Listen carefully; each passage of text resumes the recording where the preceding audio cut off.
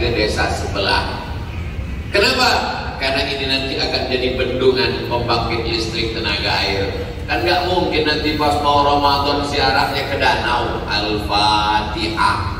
Maka dipindahkanlah makam-makam yang ada di situ. Begitu digali, ada satu makam yang menyaksikan itu bercerita. Jangankan kain kafannya Pak Ustadz, kalau kain mungkin tidak hancur, wajahnya yang terdiri dari darah, daging, kulit, bulu, seperti dimakamkan kemarin sore, segar, tidak dimakan cacing tanah. Bukan Nabi, bukan Rasul. Siapa dia? Ditanya keluarganya ketika hidup.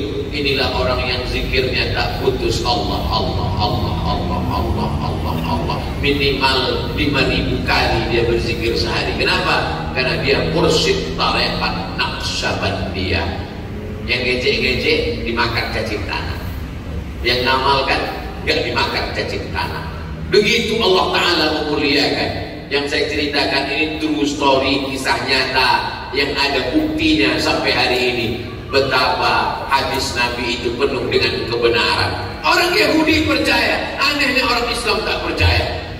Orang Yahudi percaya jasad Nabi itu masih utuh, maka dia pun pura-pura masuk Islam.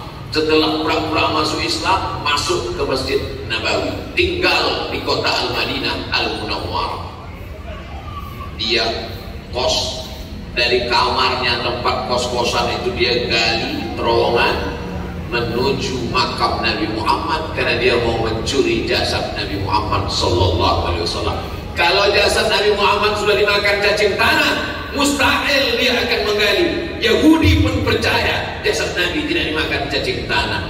Allah mengirimkan ilham kepada sultan yang adil, namanya Sultan Nuruddin Zaki. Pada suatu malam dia bermimpi, Allah berikan gambaran ada pencuri yang akan mencuri jasad Nabi. Lalu dia pun memerintahkan bala tentara cari, tangkap. Lalu kemudian ditangkap si Yahudi, dihukum mati karena sudah melanggar larangan tidak boleh masuk kota Makkah, kota Madinah kecuali Muslim. Dia sudah menjadi pengkhianat, dia melanggar undang-undang. Lalu kemudian keliling makam Nabi itu dicor dengan timah, digali keliling. Setelah itu lalu kemudian dicorkan timah besi panas sehingga keliling, bukan semen tapi dicor. Allah memberikan balasan kemuliaan kepada Sultan Nuruddin Zaki untuk menjaga jasad Rasulullah sallallahu alaihi wasallam. Jemaah yang dimuliakan Allah Subhanahu wa taala, memperbanyak selawat bukan untuk Nabi tapi untuk kemuliaan kita, menghapuskan dosa. Jadi saya ditanya orang, Ustaz Somad bagus istighfar apa selawat? Dua-duanya. Kalau waktunya pendek Pak Ustaz, pilihannya cuma antara istighfar. Kalau beristighfar nggak dapat selawat, kalau berselawat nggak dapat istighfar. Mana ada? Dua-duanya bisa dapat. Astagfirullahaladzim, Allahumma sholli ala sayyidina Muhammad wa ala ali sayyidina. Saya tahu dia cuma ngetes aja. Bagaimana kalau pilihannya cuma satu? Kita mau dihukum mati, lalu kata yang mau mancung, mau nembak, kamu pilihannya tinggal satu. Lalu kita dalam posisi satu. Permintaan terakhir, mau sholawat apa istighfar?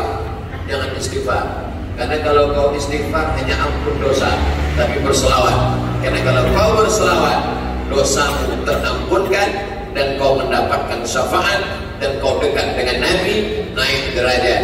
Karena kata Nabi, man shalla alayya salatan, berselawat kepadaku satu kali, sallallahu alaihi biha asra, Allah berikan 10 kebaikan, wa hubbat anhu asyara sayyi'at, dihapuskan 10 dosa kesalahan, wa rufi'at lahu asyara darajat, dinaikkan derajat tingkatan kemuliaan. Maka selama di jalan sebelum sampai ke masjid, astagfirullahaladzim, astagfirullahaladzim, astagfirullahaladzim, Allahumma sholli ala sayyidina Muhammad wa ala ali sayyidina Muhammad, Allahumma sholli ala sayyidina Muhammad.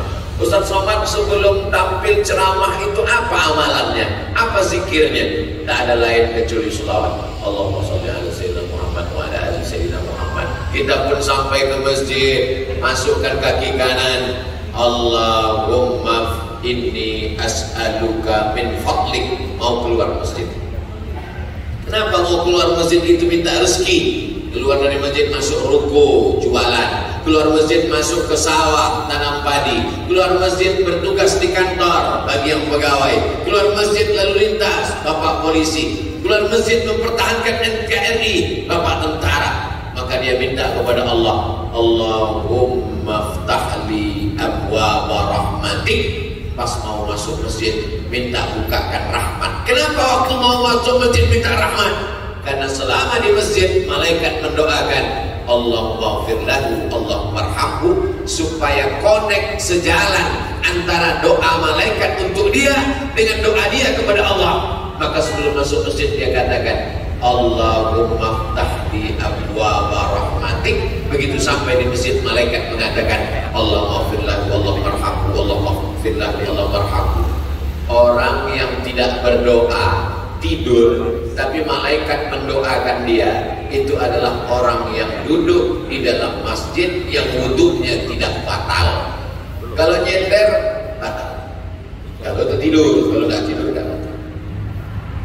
Kalau dia duduk tidak telentang, tidak telungkup, tidak nyender kanan, tidak nyender kiri, apakah batal wudunya? Tak batal, walaupun sampai ngorok. Kecuali kalau menyender dia batal. Kenapa kalau nyender itu bisa batal? Karena tidak terkendali lagi di bawah. Di bawah itu tak terkendali, keluar angin, maka batal wudunya. Selama tidak batal wudunya, malaikat mendoakan dia dengan dua doa. Allah maghfir lahu, Allah marhamhu, Allah maghfir lahu, Allah marhamhu, Allah maghfir lahu, Allah marhamhu, sampai dua. Yang sarif, dia keluar masjid, au yahdas, atau wudunya batal. Bagaimana dengan kami Pak Ustaz? Kenapa kamu memang dari awal gak masuk masjid? Kenapa gak masuk? Karena penuh. Maka terhitung di dalam masjid selama safnya tidak putus. Jadi saudara kita yang berada di luar, itu terhitung di dalam masjid selama safnya tidak putus. Adapun yang di seberang jalan putus. Sebetulnya jarak kita dengan saf itu berapa meter tidak putus? 150 meter. Kalau dihitung meteran sekarang. Makanya kalau ada orang nanti di Masjidil Haram, tiba-tiba kosong, ada dia. Loh, ngapain dia di situ? Itu putus saf. Selama belum sampai 150 meter. Tapi jangan ini dipakai di Balikpapan. Nanti orang yang rumahnya dekat masjid, dia dikawal. Tanya apa istrinya? Apa nggak ke masjid? Selama nggak sampai 150 meter. Lalu apa makna merapatkan saf? Yang afdal, tidak putus sama sekali, dimuliakan Allah Subhanahu wa ta'ala. Ini dikaji dalam pembahasan kitab fikih tentang pembahasan shaf. Begitu sampai di dalam masjid dia tidak duduk, tapi dia langsung sholat tahiyatul masjid. Apa itu Ustaz Somad? Cerita tentang tahiyatul masjid. Tadi kami perhatikan dia, kami tunggu di Masjid Al-Munawwarah, enggak ada dia tahiyatul masjid. Langsung aja berdiri, langsung qomat. Saya tahiyatul masjidnya di samping guys. Sudah ya terjadi. Kalau sudah mau qomat baru saya keluar. Sudah mau qomat mau Ustaz baru saya berdiri, baru qomat. Iza dakhala ahadukumul masjid, kalau kamu masuk masjid, fala tajlis, jangan duduk. Fala yajlis, jangan duduk, hatta yusalli raka'ataini, salat sunat 2 rakaat. Jangan tinggalkan qabliyah subuh. Rakaat al-fajri 2 rakaat qabliyah subuh khairun minad dunya wa ma fiha, lebih baik daripada dunia dan seisinya. Begitu sampai masjid langsung qomat. Allahu akbar, Allahu akbar, asyhadu an la ilaha illallah. Apakah tahiyatul masjid? Enggak. Idza uqimatis shalah, kalau sudah dikumandangkan iqamah, tidak ada lagi salat sunat, langsung salat dengan imam. Selesai salat subuh diganti qabliyah subuhnya, namanya qadha. Jangan ganti di masjid, nanti pas pulang atau setelah sholat isyraq. Jangan begitu salam, assalamualaikum warahmatullahi, assalamualaikum warahmatullahi, langsung qabliyah. Usolli sunnatas subhi raka'ataini qabliyatan, usolli sunnatas subhi raka'ataini qabliyatan qadaan lillahi ta'ala. Nanti kawan di samping komisi, siapa itu? Aliran sesat. Enggak ada ba'diyah subuh. Jadi kalau ada orang sholat setelah subuh, itu artinya sholat qabliyahnya yang diqadha. tapi sebaiknya jangan langsung menimbulkan fitnah. Nanti setelah sholat sunat isyraq baru dah dia laksanakan. Sholat sunat yang tak pernah ditinggalkan Nabi diantaranya adalah qabliyah subuh. Si Bill Gates kaya di dunia, si Fulan Mark Zuckerberg terkaya di dunia, tapi yang terkaya di dunia adalah orang yang mendapatkan qabliyah subuh. Itu ditulis gambar di grup-grup WhatsApp. Yang belum dapat cari, share ke kawan-kawan. Kenapa demikian? Karena Allah memberikan pesan kepada Nabi Muhammad SAW. Apa kata Nabi? Allahumma barik li ummati fi bukuriha. Berikanlah berkah pada umatku ini di waktu pagi. Siapa yang paling pagi bangunnya, dia yang paling berkah hidupnya. Ternyata di seluruh negeri-negeri ini ada orang yang paling pagi bangunnya. Siapa itu? Orang Jepang. Kenapa orang Jepang paling pagi? Karena dia yang pertama terbit matahari. Bapak Ibu yang dimuliakan Allah SWT, orang Jepang itu orang maju. Indonesia sama-sama Asia, bisa dia menjajah kita. Kalau orang Eropa menjajah kita ya karena dia besar, tegap, tinggi. Orang Jepang sama kita, lebih kecil matanya dari kita lagi. Bisa dia menjajah kita 3,5 tahun. Bahkan nenek moyang kita mengatakan lebih kejam lagi Jepang itu daripada Belanda yang 350 tahun. Lebih menyakitkan. Berapa perempuan-perempuan dari Cina, Tiongkok menuntut Jepang karena pemerkosaan yang luar biasa.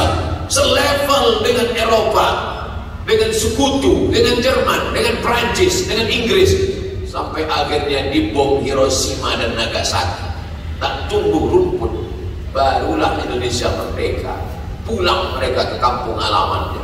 Saking kuatnya mereka. Allah Subhanahu wa Ta'ala menurunkan keberkahan walaupun orang itu tidak beriman selama dia bangun di awal pagi.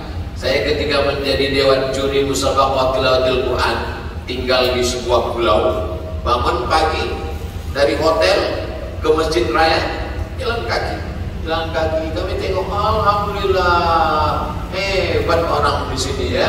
Kedai-kedai kopi belum sholat subuh sudah buka. Siapa punya? Ayah, kita punya.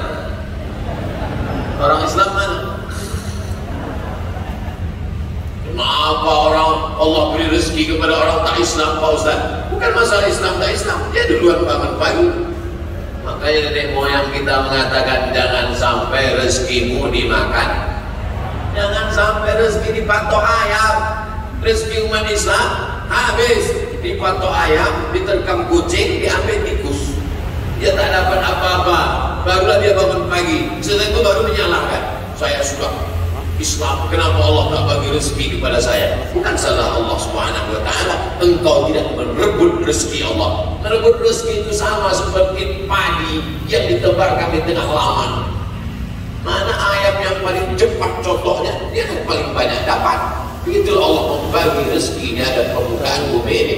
Makanya Nabi mendoakan, Allahumma barik li ummati fi bukuriha. Masya Allah, tabarakallah.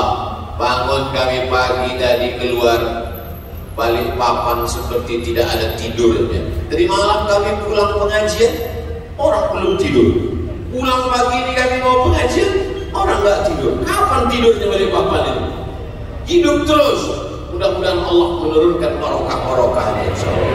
Lalu kemudian selesai sholat kita tidak diperkenankan keluar sampai masuk waktu. Tadi Ustaz Somad lihat ke atas, lihat ibu-ibu, saya lihat jam 6:22. Di sana sudah 22, di sini masih 19. Ini artinya ikhtilaf sedikit, tidak apa-apa. Nah, setelah itu barulah sholat sunat isyraq 2 rakaat. Bagi yang pakai usalli sunnat al-isyraq raka'ataini lillahi ta'ala. Sholat subuh berjamaah, duduk berzikir dengan Allah sampai terbit matahari. Sholat sunat isyraq 2 rakaat dapat pahala seperti haji dan umrah. Gak bisa sebulan sekali, seminggu sekali. Gak bisa seminggu sekali, sebulan sekali. Gak bisa seumur hidup sekali. Gak juga bisa mati aja lah. Apalagi yang bisa kita lakukan biar supaya kita istiqomah buat kajian subuh. Saya kajian subuh di luar. Kalau yang rutinnya insya Allah dimulai Agustus di masjid dekat rumah saya, subuh Rabu pertama, subuh Rabu kedua, subuh Rabu ketiga, membaca kitab Riyadhus Shalihin. Insya Allah berkelanjutan sampai khatam. Khatam Riyadhus Shalihin, pindah lagi kitab Al-Azkar. Khatam Al-Azkar, pindah lagi kitab Bulughul Maram. Khatam Bulughul Maram, pindah lagi kitab Jawahirul Bukhari. Khatam Jawahirul Bukhari, pindah Sahih Al-Bukhari, 7.275 hadis.